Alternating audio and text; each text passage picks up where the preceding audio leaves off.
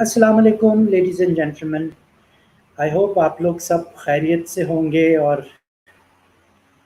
गर्मी को एंजॉय कर रहे होंगे। पाकिस्तान में ख़ास तौर पे कराची में फ्रेंड्स हैं, वो तो बेचारे उबल रहे होते हैं। और आज एक दो दिन से बारिश नहीं हुई है, कल बहुत हब्स था। आज कंपैरेटिवली बेटर है मौसम। सो जो गेस्ट आज हमारे साथ हैं उनका नाम है नौरीन जाहिद मिर्ज़ा। नौरीन साहिबा ने इत्तेफाक से मेरे साथ नम्स में कुछ अरसा काम भी किया। 30 years of diversified work experience as an academic and a lead trainer. Noreen Mirza Sahiba brings a unique fusion of being a medical educationist and an ELT expert. She has been teaching, training various levels of teachers, scientists, specialists in the field of medicine and education. She has trained, taught postgraduate trainee doctors, undergraduate medical and dental students, and allied health professionals in professionalism, communication skills, critical thinking, interprofessional teamwork, and counseling. Moreover, she's been a lead trainer for leadership, professional development, management skills, basic language proficiency, business English, English for academic purposes, English for specific purposes for professionals in the field of medicine, management, engineering, and IT. Let's give a very warm welcome to Noreen Mirza Saiba and let's hear directly from her. Janab, Ji, thank you very much, Sheikh Saab. It's a pleasure to be here on this forum, and in this time that we are all bound to our places at home.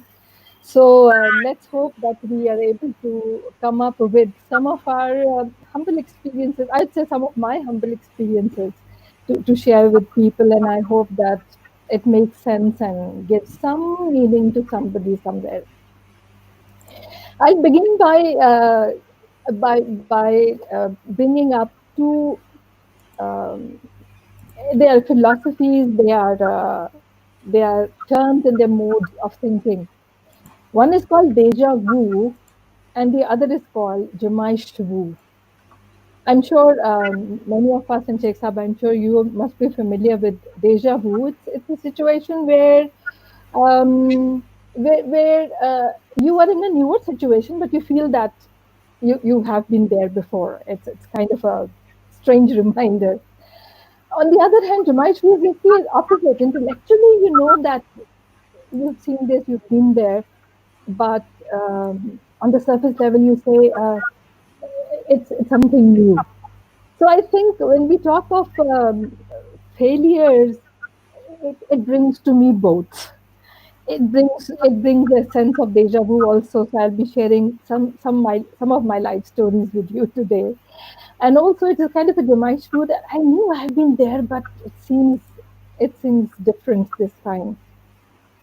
So I'll be sharing a few anecdotes, episodes of my life, which could be. I have been involved in business and training, and I've been doing small projects along with my teaching in my life also. So some of my business experiences, to speak, professional experiences. When we talk of failures, I take failures to be like I've not yet succeeded. I'm not yet there because I feel that failures are not the end point. They are the way which lead us to the successes, so to speak, in our lives. So, because our life story does not end in failures. We all of us want to do something and achieve something, and we keep on trying and trying and trying. Somewhere, somehow, we reach somewhere. So, I'll be sharing some of my experiences along with I'll be adding what was my learning from there. What did I learn from there? And those learnings probably were my saviors at any point in time and definitely accumulated now. I remember if I go to my childhood, when I was very young probably. And like any other child, I'm running around and I bump into a chair or a table. And any adult or my mother who's around come and I start crying, and my mother or any adult who's around come running up and say, ah, don't cry. It was not your fault, and slap on the table or the chair. What I feel is that were we taught to take responsibilities of our own actions? Because it has a heavy impact on what is a success and what is a failure. So the learning started to come when I entered my real life that I cannot blame other people all the time. I have to look into my own self and my own doings and say, did I do it well enough? Which leads me to my the next story that I want to share with you. And this was early 1980s. Uh, Prior to that, we were in the Gulf states for some years, and we came back to Pakistan. Like you all know that in the Gulf states, when you're working, I mean, working at home, that is working from home, so you're cleaning, cooking, doing washing and everything yourself. So I would wear very nicely made plastic aprons to keep my clothes from soiling. When we came back to Pakistan, I was looking for the plastic aprons and I said, oh, there are no plastic aprons in the market. Wow, that's a good idea. Let's make some. So I rushed along, bought some nice materials, some laces and all, got the tailor and got all of them stitched. Now, where do I take them? Where do I sell them? So I went to the CSD, I went to utility stores and some others. People were quite skeptical. This is what is it used for? Why and where will it be used? Nevertheless, the CSD people were a little uh, supportive. So they kept some of my products with them, which hardly sold. And many of them are still lying with me. So what I didn't realize was that the culture of two places can be so different. In Pakistan, women, ladies, generally speaking, would not be washing dishes, and if they are, there are other ways of doing that, but mostly it's the maids and servants, and they would not be wearing any plastic aprons. Moreover, the kind of heat that we have, the weather and other things added to it. So my learning was that did I do a complete market survey? Did I realize what is needed and what is not needed? That was my second learning. And later in 1980s, I was trained as a trainer by a USAID program, which is TOT for entrepreneurship. We had to build a product, make a product, and actually take it along till profits. Again, this was a time when my kids were young, and I was taking them along to various schools around Montessori schools to get them admitted there. What I realized was that since I've been working in a Montessori school in Dubai, so I had seen the environment. What I realized here was that none of these schools had proper apparatus, the Montessori apparatus as it is called, and the teachers were not really trained. So this time I could see the need, and I talked to a few people, and I said, okay. So I put in a lot of effort, planned it. I hired the carpenters, made the materials. I was able to supply them to some schools in Pindi and Islamabad. There's a list of long list of schools and institutes where I provided this material, did the training as well. But I was not able to go beyond Pindi and Islamabad. And when I looked into the matter more deeply, what I realized was that there were some other giant companies who were in the same business from other cities, and they would have their own factories and their own marketing and their own sales system. And I was alone, like a solopreneur, I would say, not even an entrepreneur, but like a solopreneur. So my next learning was that whenever you want to do something and succeed in that, we have to look at who is the competitor, who is there in the market, what are their strengths, what are their weaknesses, and then accordingly, you can probably get a market niche for yourself.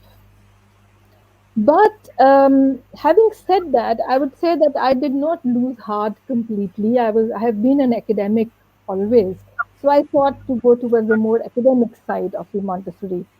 I joined in the PEF College of Education. My kids, all three of them, were very young, and my mother, may Allah give high place in Jannah to her, very helpful. And okay, so I joined up this course, a 1 year bachelor's in education from Punjab University in PF College of Education, specialized in Montessori training. So I attended that 1 year course. Alhamdulillah, by the end of the year, um, I I was able to get the first position and a gold medal in childhood education, in Montessori education. And there onwards, up till today, that remains another side of me, another facet of me, that I will advising schools and young parents on parenting and others like that. But my lesson was to diversify. If you feel yourself stuck, you're doing something and you feel yourself stuck at a certain point in time, the lesson is to see where else, what else can be done. So that diversification helped me, and yeah, I'm still here. People still contact me for that. Which leads me to another interesting story. In about 2005, I think, yes, I correctly remember, I was invited by the rector, PIAS, Pakistan Institute of Engineering and Applied Sciences, the university. They wanted to set up and begin the basic management courses for all the strategic organization employees, including PIAS's employees as well. By that time, I was an established trainer consultant. I'd be doing management and communication and writing and other kinds of courses on need basis with various organizations. I didn't think for a minute even when I was asked, yes, I can do it. And okay, so it was all set up. Cutting a long story short, I can never forget the first week with those wonderful, super educated people, because they were all like highly trained and educated engineers, nuclear scientists, postdocs, and very, very highly educated people. And what I was probably talking to them from the context of whatever I had with me at that time probably wasn't making much sense to them. So what I thought was adapt. So I had to do a lot of adaptations. And then onwards, slowly and gradually things settled down and the course went on. It still is going on in class after all these years. Alhamdulillah. I was the initiator though. But there was another interesting learning that I learned from here about my own way of doing things or dealing with things, is that when you want to do something, like when I wanted to do, when I just said yes and I didn't even look very deeply into what I am into, how will I go, how will I ever manage this? I think there are two diametrically opposed forces when we want to achieve a goal. I'd call them FOF and HFS. FOF, I would say, is the fear of failure. Will I be able to do it? HFS stands for hope for success. Yes, I will be able to do it. So, what I learned from this experience was that both of these forces have to be in complete balance with each other. If they're not balanced, if I have more fear of failure, I'll underestimate myself and I'll set a weaker goal, and maybe it will not contribute much in my life. On the other hand, if I have more hope for success and the other force goes down, I can be overconfident and I can overestimate myself and things may be out of hand because of that. So, what I learned was the balance between the two forces. It must be a challenge, but at the same time, I must have some strength to deal with it.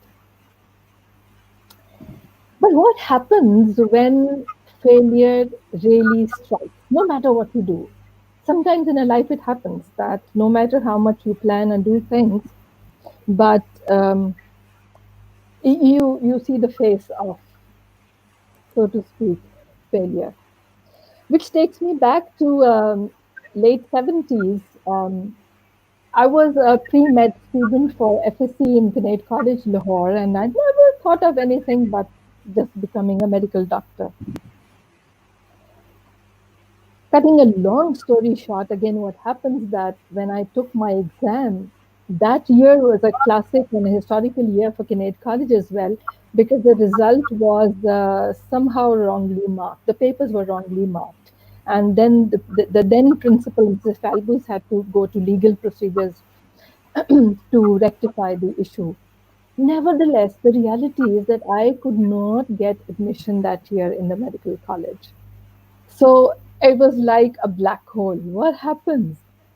So I'll just share with you the three stages in which through which I sailed through, and I'd say probably many of people can relate to it. The first one was the question, why me? Why does it? Why can it? Why me? Why me? Why not somebody else? The next stage and step was more of a depressive phase. It always happens with me. See, whatever I do, it always happens with me. Well, these conditions carried on for some time, but then there was somebody also who put a little sense into my head. My father, a great person, and I thought about it myself.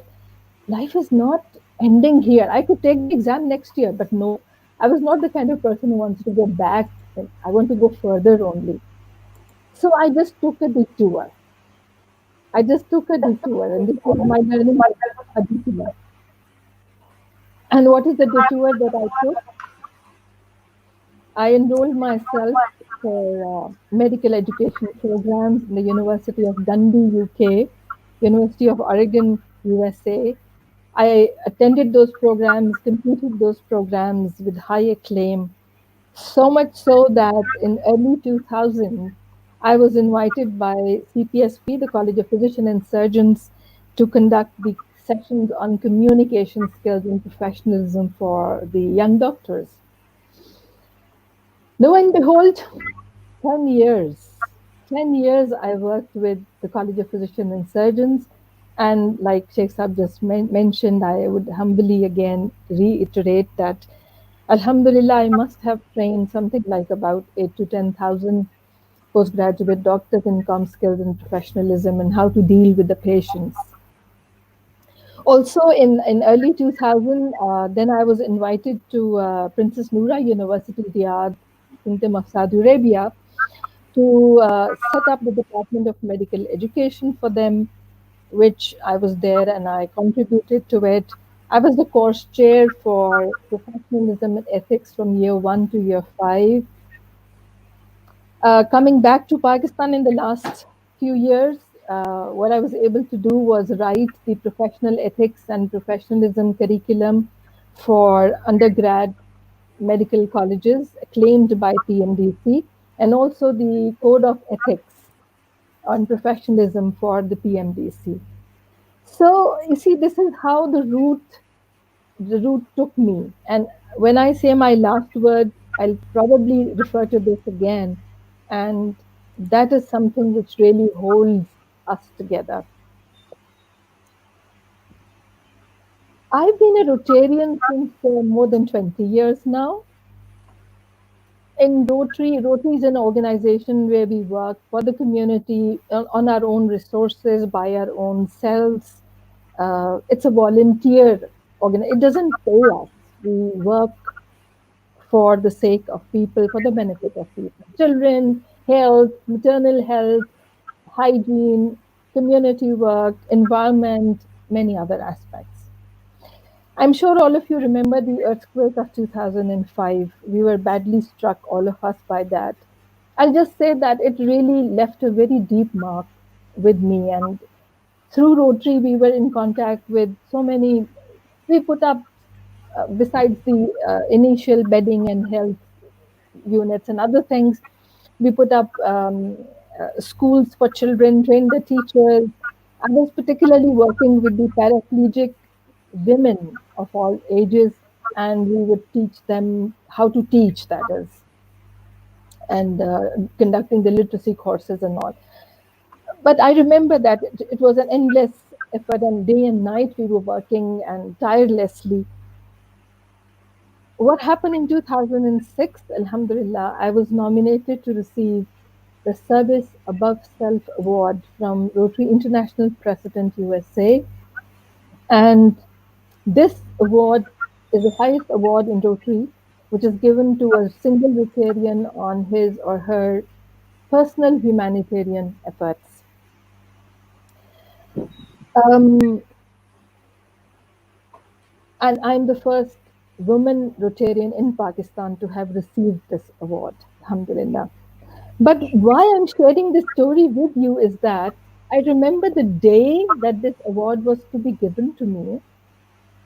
My family was with me in that well decorated hall and the people present there. And I remember my son, he asked me a very interesting question. He said, Ma, I do not see that very bright shine on your face and that happiness on your face. Why is it so? And I tell you honestly, what I said to him was spontaneous, but it has become my lifetime principle for me since then. And I just replied to him, I said, Bilal, I'm feeling so overburdened and so it's such a huge burden, this award. Why? He said, because you see, the next moment in the coming years, still I'm alive. If I do not perform or act to the level for which this award is set for, the personal feeling and humanitarian, I would say I don't deserve this award, and it makes my life more very difficult, really. And this is really has become my principle as well. That now we're talking of successes, and my thinking is that some efforts, some failures, some doings take you to successes, but then success can also lead towards a failure. And I would say a failure to be human, a failure to be sensitive, a failure to understand and empathize with people around you.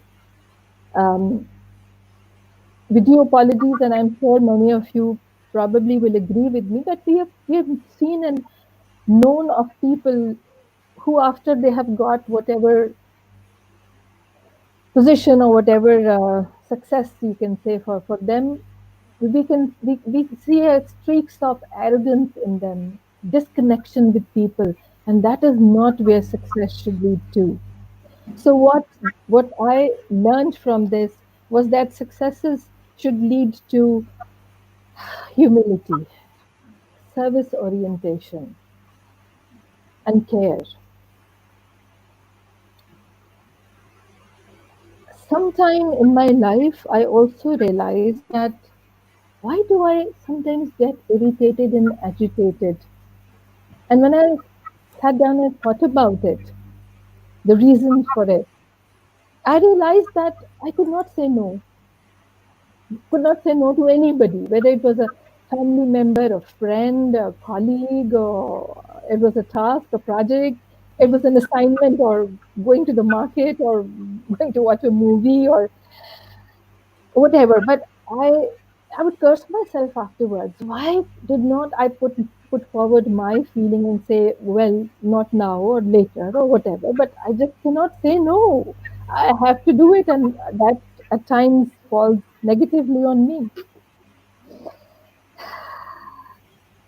So I think that what I learned, and I'm practicing that I tell you, it's not easy because probably it's not in my nature, but I'm trying to be assertive. You see, it's not being passive, always saying yes to people, and it's not being aggressive, the other side, which is disregarding and disrespecting people. But there's a medial way, which is called assertiveness, where you are able to say your own point of view clearly, humbly, not disrespecting the other person. And that is a learning that we must. You see, my feeling, my thought, you will agree or not agree with me, that we see people around us, either they are passive and then or either they are aggressive. So there are two extreme ends at which people operate. I think there is a dire need for us, and especially the women in Pakistan, the girl child in Pakistan, and so many other marginalized communities, I would say we need to learn how to be assertive, to say your point of view clearly and flatly. And as a final note, if I would want to say that, especially in this COVID time right now, it's a trying time, it's a difficult time. People have lost jobs, people have issues, economic issues, so many other kinds of problems which are coming up. Even staying home all the time or most of the time is causing its own psychological problems and issues for us. We seem incapable of dealing with this kind of situation. I'm one of them. I'll agree with that. And but I'll just share with you, if I may Allah give the courage and strength to all of us to do that. I would say my message to all of us is have faith. Have faith. Alhamdulillah, we are all Muslims and we have a similar belief. We all believe in the supreme power. It's not easy. I know it's easier said than done, but it has worked for me many times. I may also be shifting gears and falling down many times. No, nobody is perfect. I am not. But I'm just sharing a thought with all of you that if we can all have that strong faith that this is a time of trial, we have seen very good times as well, and we were, I hope, thankful then. And this time will go on and it will pass.